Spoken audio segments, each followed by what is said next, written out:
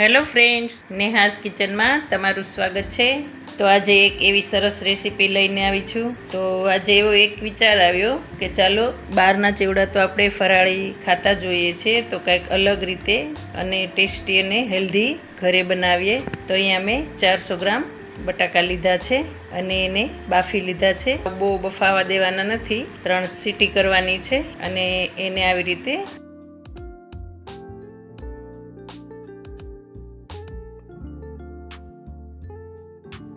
છાલ ઉખેડી લીધી છે અને એને હવે આપણે ખમણી લેવાના છે આવી રીતે.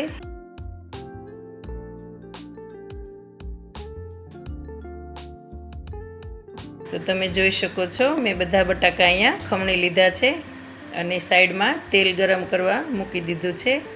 અને અહીંયા મેં રાજગરાનો લોટ લીધેલો છે. બહાર જે રેડી મળે છે પ્યોર રાજગરાનો જ લોટ આવે એ, અને એ છે 200 ગ્રામ. તો 400 ગ્રામ બટાકા છે અને 200 ગ્રામ રાજગરાનો લોટ છે. પછી એમાં મરી પાવડર ઉમેર્યો છે અને મીઠું. પછી એને આપણે જે રોટલીનો લોટ બાંધતા હોય એવી રીતે મસળી અને સરસ આવો ડો બનાવી લેવાનો છે, એકદમ સરસ સ્મૂથ થઈ જાય. તો તમે જોઈ શકો છો એકદમ સરસ અને સ્મૂથ લોટ બંધાઈ ગયો છે. અને એમાં 2 ચમચી તેલ ઉમેરી અને સાઈડમાં કરી દીધો છે. તો આપણું તેલ અહીંયા જે ગરમ કરવા મૂક્યું એ આવી ગયું છે. અને અહીંયા મેં 1 વાટકો મોટો સિંગદાણા લીધા છે, એને તળી લીધા છે આવી રીતે. અને અહીંયા કાજુના ફાડા લીધા છે, તો એને પણ સરસ ગોલ્ડન બ્રાઉન કલર થાય એટલે તળી લેવાના, એવી રીતે ક્રિસ્પી થાય થોડા એટલે.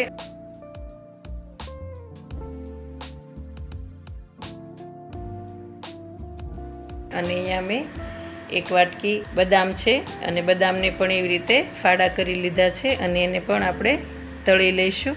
તો તમે જોઈ શકો છો. અને અહીંયા મેં આપણે જે બટાકાની છીણ હોય એ લીધેલું છે 1 બાઉલ, અને એને પણ સરસ રીતે આપણે તળી લઈશું. તો આ ચેવડો સરસ અને અલગ રીતે અને ટેસ્ટી અને હેલ્ધી બને છે. તો તમે એકવાર જરૂરથી આ ચેવડો ઘરે ટ્રાય કરજો. અને અત્યારે તો વ્રતની સિઝન છે, તો આ ચેવડો બનાવીને જરૂરથી ખાજો. ખૂબ સરસ અને ટેસ્ટી લાગે છે.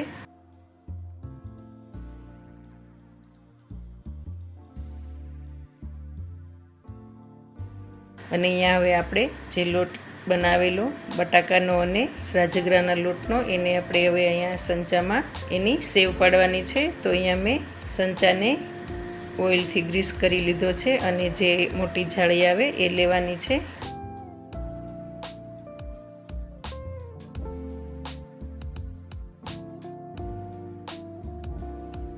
હવે આપણે એને સંચામાં ભરી અને સરસથી સેવ પાડવાની છે. તો આવી રીતે કરી લઈશું તો આસાનીથી સંચામાં આવી જશે. તો આવી રીતે આપણે બંધ કરી અને સેવ પાડી લેવાની છે.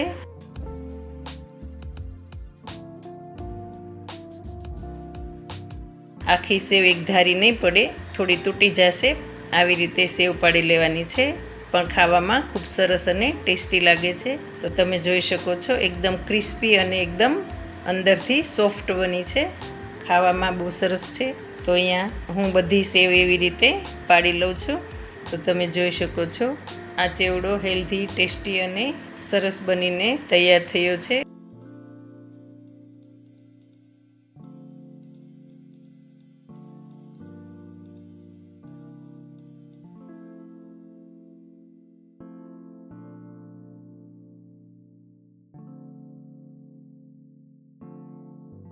અને અહીંયા એક બાઉલમાં 1 ચમચો તેલ લીધું છે. એમાં મારે કોપરું રોસ્ટ કરવાનું છે, એને તળવાનું ન હોય.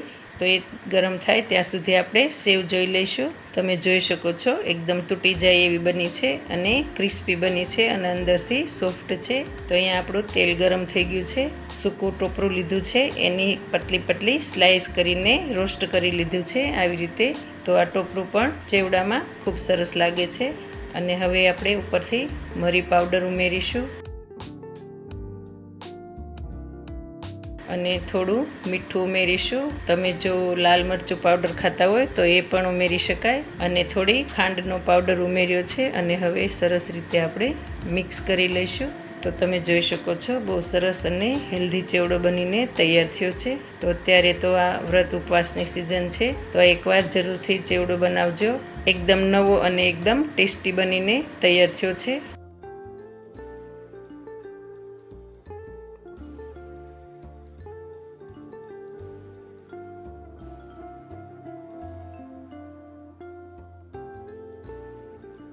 અને અહીંયા મેં રાજગરાના લોટની ભાખરી કરી છે અને એની સાથે ચેવડો અને ચા છે. તો એકદમ ફરાળી ડીશ, સાદી અને સિમ્પલ બની.